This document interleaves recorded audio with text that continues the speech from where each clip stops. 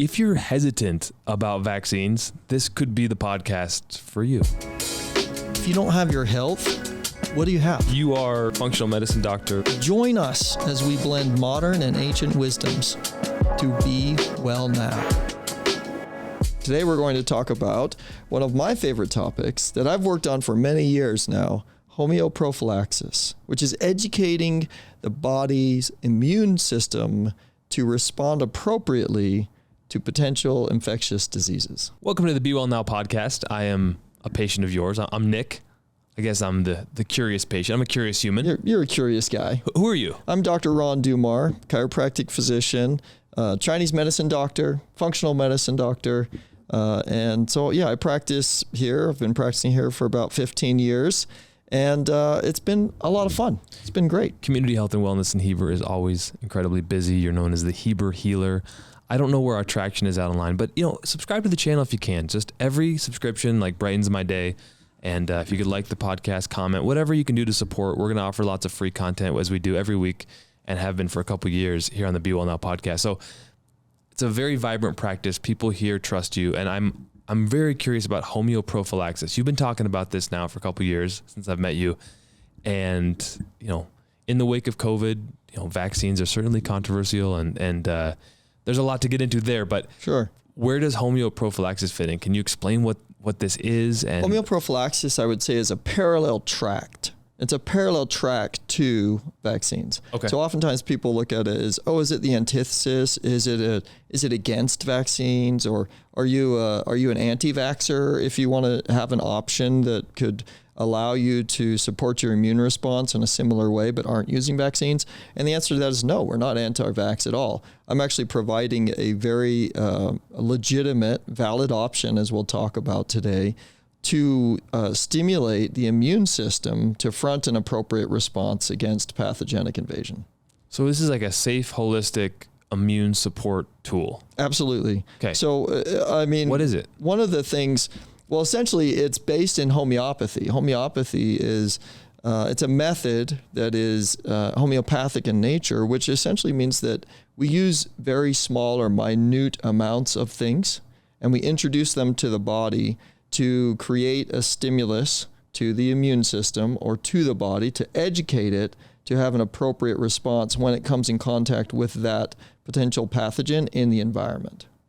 So we use very, very small diluted substances to stimulate an immune system response so that if you come across something in the future, you're going to have a better, less aggressive response to it.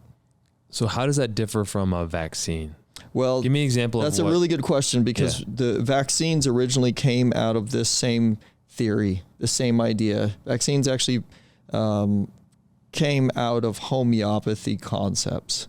So this idea that, hey, I can give myself a little tiny bit of something and develop an immunity to it or develop a resilience to it in the world around me actually that is homeopathic in nature. That is the construct of homeopathic ideals. So there's this idea called infinitesimals, which means you essentially dilute something into a very small amount, to a very infinitesimal amount, and then you introduce it to the body with the idea that you're teaching or educating the body to respond to that. And so that is homeopathic in nature. So what you could say is that the modern day vaccine program is actually an attempt, although I would say it's a deviation from, but it's an attempt at homeopathy at large scale. So what's wrong with vaccines then if they're both trying to introduce something kind of minute to the system and get it used to it so it can attack the bad stuff? So one of the differences between homeoprophylaxis and vaccines is that the homeoprophylaxis doesn't involve any excipients. It doesn't require any preservatives. It doesn't require any formaldehyde or aluminum. So none of those nefarious type of compounds are required to be added to the solution in order to preserve or stabilize the solution. So give me an example of what you use homeoprophylaxis for. Like, are we talking about kids going back to school and So one of the replacing things- vaccines, or how do I use this? What do I use it for? So one of the things, let's talk about, so safe essentially is the idea. These homeoprophylaxis is a safe way of educating the immune system, right? It's a safe way of teaching the body how to front a response in the world around it. It's also a very holistic way of supporting the immune system. And what I mean by that is we use original source. We use original source disease or pathogen, and sometimes that will be combined with other things, but we'll use original source pathogen and then dilute that and then introduce it into a person's body, so that we can help teach their body to front a response. Now, the interesting thing is when you look at vaccines, again, generally they're trying to reduce as much as possible down to a single action or to a single ligand or receptor, right? They're trying to influence at a very minute level when they make their vaccines. And so as a result, I equate it this way. When you take a vaccine, it's like even the flu vaccine, right? Here's a great example. But you're looking at all these different strands, and there are literally thousands, if not millions, of different strands. There's a handful that we have identified and know of, but yes, there's many, many more, and viruses are constantly adapting. But because of that, we're trying to find, okay, what strand is going to be the one that affects people the most this year? And by giving that to them, essentially what we're doing is isolating a single strand, which is like if you look at the hash marks on a football field, there's 100 yards. So there's 100 different hash marks. Well, if I say I'm going to give you one of these, I'm going to isolate the 50-yard line. So now when you're interacting in the population, you may potentially come in contact with any 100 of those hash lines. But we've immunized you could say, to the 50-yard line. So if you come in contact with the 50-yard line, well, you're in good shape. But if you come in contact with any of those others, you're not very well protected. Okay? So that's a potential weakness. Now, what homeoprophylaxis allows for, because we use the original source disease, we're not using a weakened or an altered or anything condition like that. Because of the way that homeoprophylaxis is set up, it actually allows for a more broad response. So you develop what we call Th1 and Th2 receptors. It allows for a more significant response by the immune system. And this is researched. Whereas vaccines generally just do a more minute and singular response. So you get a lot broader holistic immune support. And then one other thing that I would say is beneficial about homeoprophylaxis. Now, my idea here was not to say one is good and one is bad, but I think it is important for people to understand the difference between them, sure. But I literally in my office, I don't tell people not to vaccinate. And I think that it's important for everybody to do their own research and to determine how they feel and what their personal situation is like in their families and based on the health of their loved ones, what they think they should do and make their own well thought out and well researched decision.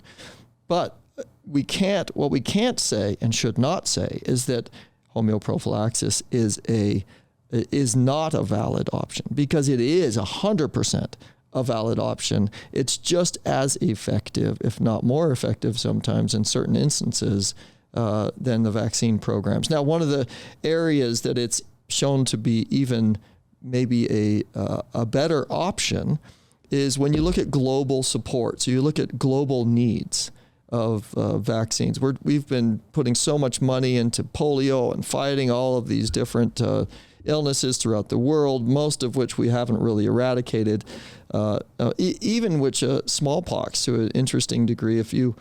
What have you heard in the news a lot recently? You've heard a lot about monkeypox. Have you heard that? Or Mpox, yeah. Okay. Well, Mpox is actually in the genus of smallpox.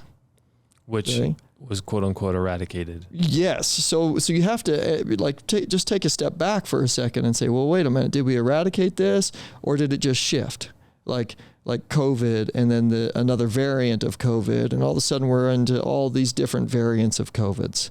And did we really get rid of the disease, or is it just moving around differently in the population now?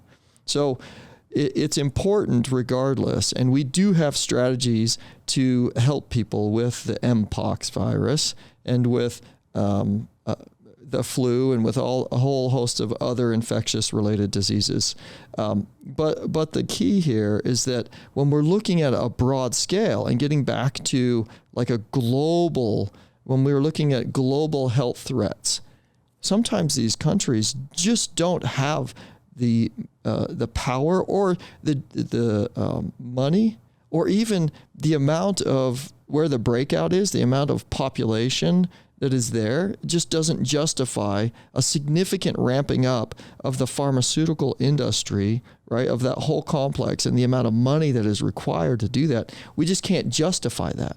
But homeoprophylaxis comes on the scene. It's so much more affordable. It's easy to distribute, and it is a lot easier actually to ramp up and quicker to get onto the field, but essentially out into people for immunization purposes. So the name is too long. Homeoprophylaxis, yeah. You can't vaccine. It comes off the tongue, so it's a marketing issue already. Yeah, well, and that's fine. It can be a marketing issue. It can be a marketing issue, and that's just where it is. But the fact of the matter is, I'm just giving you a hard. But vaccines have their origin, and one of the reasons they use vacca is because it's a story that goes back to cowpox. Okay. With the nursemaids, and I think we talked about this on a prior podcast. Don't remember. But the nursemaids were getting these pox on their fingers, and they noticed, and one gentleman said, "Hey, you know what? Let's just see if we scrape off some of this pox and inject it under a nursemaid who actually inject it under her skin, one who doesn't have the pox currently." Well, she had a very mild breakout, and then she never got it, right? And so she had a much less or a much more reduced breakout of the pox, and then she never got it again. So essentially she was immunized. And that's where, again, this idea of what if I give this person a little bit of something, right? And see how their body responds to it. So that's a prophylactic, that action right there is a prophylactic action. It means we're acting proactively, right? We're not waiting until she gets the disease and then treating her. We're saying, we're going to proactively see if we can front a response in your body so that you don't actually develop all of the other nefarious symptoms. Right. So do you have homeoprophylaxis for COVID and the flu? Yep, we do. Okay. 100%. And you've given it to patients? And mumps and rubella and all of it. You've given it to your kids? You've taken it yourself? 100%. Yep. So this is not just a theoretical concept. This has happened in your world, but also in the world, in various countries. So if you haven't heard about it yet, you're about to learn. So what do you got for me? Okay, so who can it benefit, right? Like who can benefit from this? Or let's talk about a couple of instances if we can real quick. There are a few countries, we talked globally about how this can be beneficial. There are a few countries that have actually ramped up and utilized homeoprophylaxis and do utilize homeoprophylaxis on a pretty large scale. And they rely on homeopathic doctors in the area to actually carry out these homeoprophylactic programs, which is immunization programs for their population. So Cuba, with the leptospirosis, they found that during periods of heavy rainfall, they would have leptospirosis that would surge like that. So then what they would do is they said, hey, let's try this. We don't have enough funds to put into this issue to justify a vaccine program. So let's try homeoprophylaxis because we can ramp it up easier. It's more cost effective. So they did that. And essentially, the Cuban government administered homeoprophylaxis to over 2.3 million people during the leptospirosis and leading up to the leptospirosis season, which would correlate with more of like hurricanes and things like that. And essentially, they found that it reduced and limited, they found a significant reduction essentially in what they expected the numbers of cases to be. So they had over several years data that's like, okay, yeah, we know exactly where these cases are going to be because they always surge to right around the same amount during this season. And when they introduced homeoprophylaxis, they had a significant reduction in the number of cases, which means, okay, that's that worked right there. How do you administer? Is it a shot, like a vaccine? Oh, that's a great question. Yeah, so we don't. I'm trying to picture this. So let me ask you that, and this is an interesting question too. One of the differences between homeoprophylaxis and vaccines is that vaccines are typically administered through injection intramuscularly, or at least below the skin, right, subdurally. So subdermally. So interesting thing is, when I contract most of these conditions, like the flu, for instance, you get the flu shot, right? You get an injection. But how do you contract the flu? Yeah, I don't know. By air droplets. Air droplets, yeah. Right? So we're not even using, let's say we want to stimulate, the objective is we want to stimulate within the body. We want to stimulate within the body an immune response. Well, we would also want to make sure that the immune response that we're stimulating is actually congruent with the area that is most needed to front an immune response. So we're not even using the appropriate vector or route, right? Or at least not the one nature uses to infect the body. And so we use oral. We use oral pellets, and then you put them under your tongue, they dissolve, and you're done. So, and do you get a little? There's a dosing method. We have there are mild, very mild. Sometimes you'll get a little mild fever or a little mild sickness. It's very rare, but there's nothing. I had a patient recently who got her tetanus shot, and her whole arm blew up, and she's got scarring in her arm where the tetanus shot was, and she was like, I can't ever do that. She was down for a week, couldn't hardly get out of bed. It can. Now, that would be considered, though, from a vaccine standpoint, that would be considered an efficacious response, meaning we stimulated the immune system, and obviously the immune system was stimulated because it ramped up all of these immune chemicals, right? Made the body feel sore and stiff and tight, headache, fever, even vomiting, right? Different things like that. It's like the body fronts an immune response. Now, that's what it was designed to do. So was the vaccine efficacious? Did it do what it was designed to do? And the answer is yes, it did what it was designed to do. That's probably the folks that end up in your office, right? Is like they've been bought and sold a certain method of medicine their whole life. And whether they're older folks, like older than me and you, who are just having issues that at this point they're willing to try anything, or just somebody who had that happen and they're like, okay, I'm not satisfied with what happened. Let me try to find another solution. I mean, is that how people end up in your office? Yeah, that's one of the ways they end up in our office. They're looking for other solutions. They're looking for other options. And like I said, you're not mainstream. HP runs. This is not. I am mainstream. I'm just. You are. I am the true traditional. Exactly. Yes. I believe that. I am the true traditional. I'm in the club. But to the broad swath of the population, this would all sound like, what is he talking about? Why doesn't my doctor recommend homeoprophylactics? Yeah. If you're. Yes. Your Western. If you're bought into the standard pharmaceutical approach, I'm an integrative medicine doctor, so I don't disparage medicine. I don't disparage drugs or medications. I think all things have a purpose and a reason, but we should very intelligently and thoroughly evaluate the use of those and the purpose for which they were created, and whether we think, given our current health status, that's the right choice for us. And that's a discussion between you and your doctor, whichever one you trust. And my patients that want to have those discussions with me, we have those discussions. But that's who decides. The patient ultimately decides. They're in the driver's seat, and I'm an information resource, and I'm there to help guide them as well as I possibly can and encourage them to basically trust their instincts, to get their research done, and to make a wise decision. And that's the point. Now, the other people who end up in my office are those people who are initially mothers. You begin to think a lot about your child and their welfare, the health of your child, and whether you're doing the best thing and how to act in the very best way for your child's health.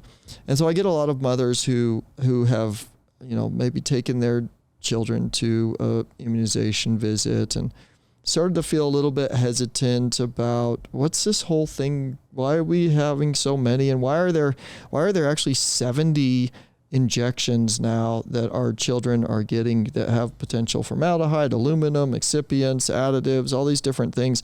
These are opportunities for inflammation to the neurological system, right? These are opportunities for inflammation. Obviously, the immune system ramps up inflammation. So these are opportunities for things to potentially go wrong when we're introducing all of these additives, stabilizers, excipients, things like that. And so mothers start to look at that and they go, something's not adding up. There was a recent research article as well on the DTaP, which is diphtheria, tetanus, and pertussis. And what I found was that the children who received the DTaP actually throughout their life, and they compared it to those that did not receive the DTaP, they found that the children who received the DTaP actually had a higher incidence of pertussis throughout their life.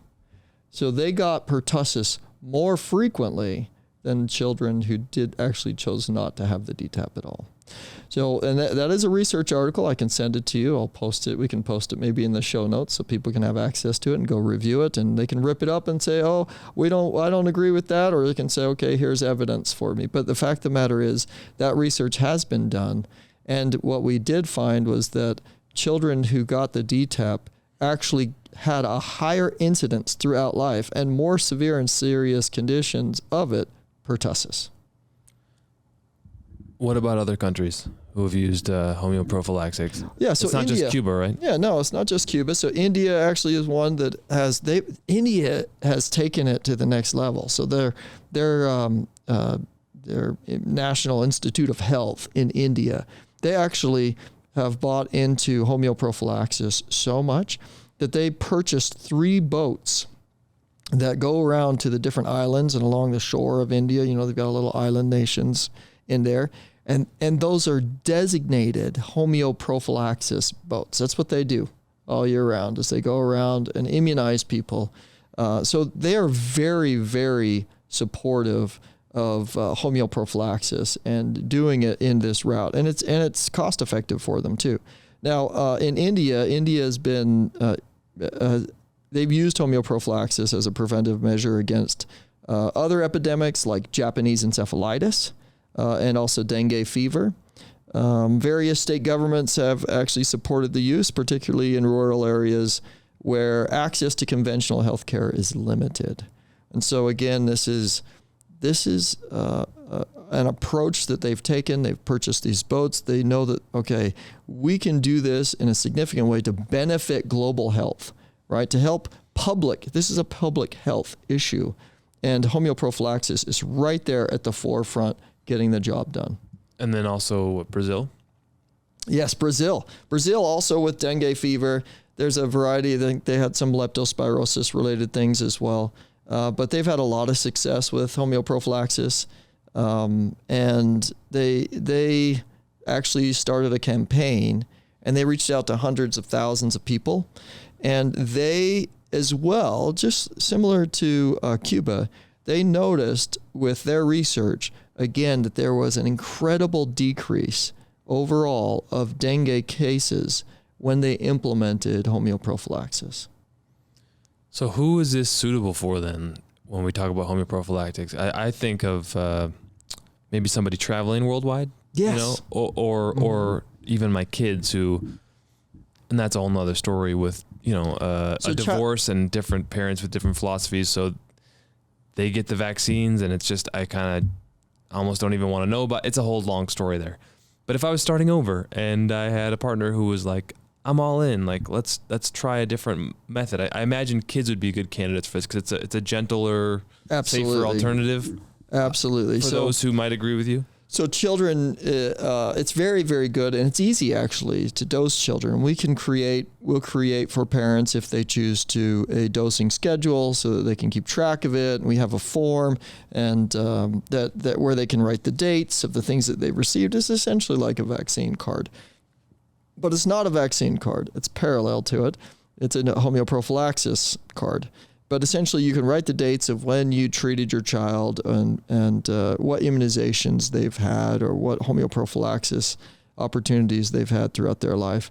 And then you can travel with that. You can You can go to school with it. You can use it as you can present it to the school nurse and say, hey, this is what we've chosen to do.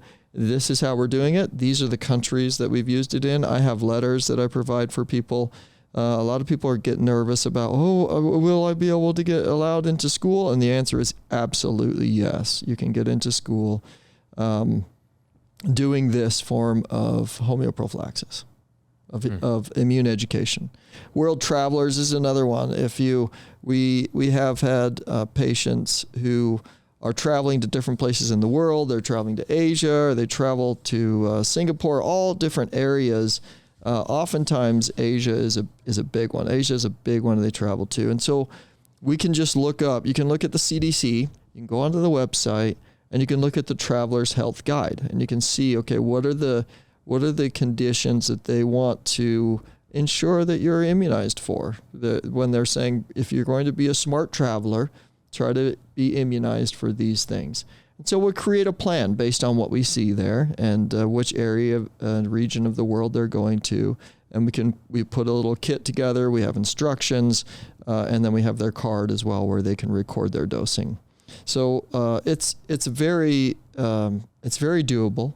It's not difficult. It does require maybe a little more discipline on a parent's part to say, okay, here's my dosing schedule, so they actually have to implement it. We also do have some parents who prefer to just schedule an appointment. We do the dosing here, and we say, okay, we're just going to schedule appointments for these doses. We'll do them here, and that way you know they're done, and you don't have to worry about it at home, organizing it yourself at all.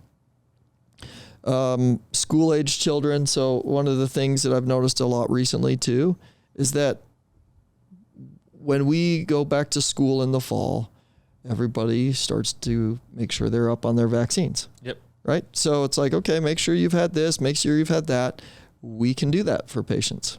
We can help them put a plan together, make sure they're up to date on the things that they need. They've gotten whatever additional boosters in certain categories that they need, and we can provide that for them. And the last area, which is kind of similar to World Travelers, is missionaries. We've done a lot of this for missionaries to help them to support and educate their immune systems while they're going to be in, say, Japan or in Mexico, in Chile, in Asia, in India. We'll put a plan together for them, and it's a dosing schedule that we do. We try to get it done before they actually enter the MTC, the Missionary Training Center. And then we also have them dose at about 6 to 8 months along the way. They'll do a second dose just as a booster to help them while they're in the country. So lots of options. This is a way you could bridge also with kids who have had vaccines, and then parents are like, I want to transition to something new. You could do that as well. Yeah, it can be partial. It can be a partial thing too, where they've learned about, or they're saying, I'm not so certain about where I am with the vaccine process, and I still want to do something to protect my child's immune system and to help educate them as well as possible so that they can be protected. We're not leaving people in the dark. That's the idea.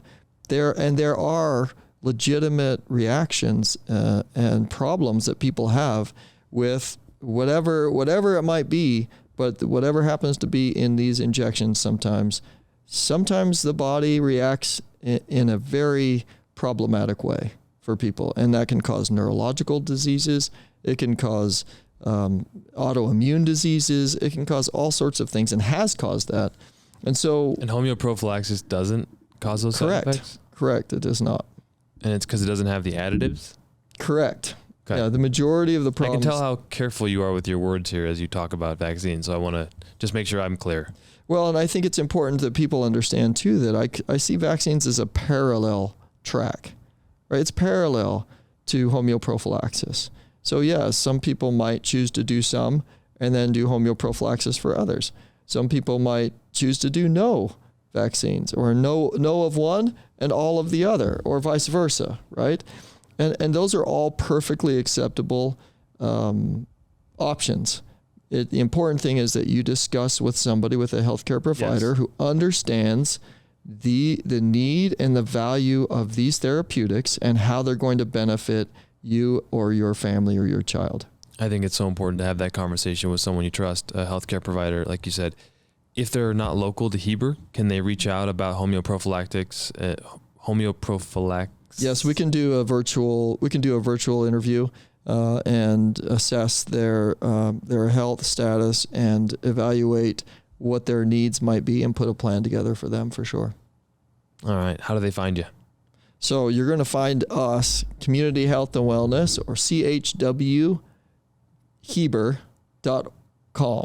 chwheber.com. Did you forget it for a second? I almost did. Well, there's the doctor. He's got a lot. He's healing people here. He's not the digital guy. We've gone through a few transitions, I guess, here too. But you can also find me at Instagram. It's Dr. Ron Dummar, right? I think it is Dr. Ron Dummar.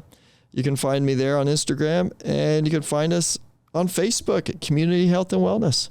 Community Health and Wellness. I put a lot of posts out there. You'll find a lot of really cool research things if you're into that stuff. Or you can just come visit us and say hi. I think they want you to be into it, and then they trust you. That's the way I am. I want you totally to read the research articles. Are you kidding me? I post that stuff all the time. I love it.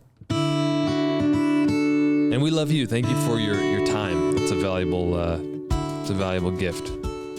Be well now, everybody. Be well now. Namaste. Namaste.